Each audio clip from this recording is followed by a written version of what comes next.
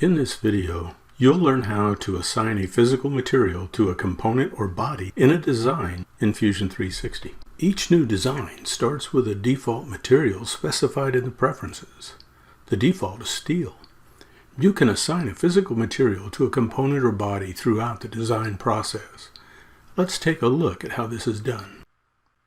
With your design open, on the Solid tab, in the Modify panel, expand the menu and select Physical Material. In the dialog, expand the Library menu. Select the library you want to use. The material list updates with the library content. In the library content, locate the material you want to assign to the component. I'm going to select stainless steel. Drag and drop the material on the desired component in the browser or canvas. The material is then applied to the component and added to the In This Design section of the dialog. Suppose the inlet material requirement has changed and brass is now being specified.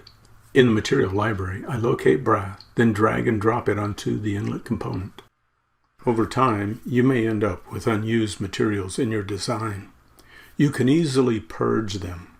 In the dialog section, right-click and select Delete All Unused.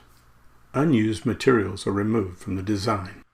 Now you know how to assign a physical material to a component or body in Fusion 360. Thanks for watching.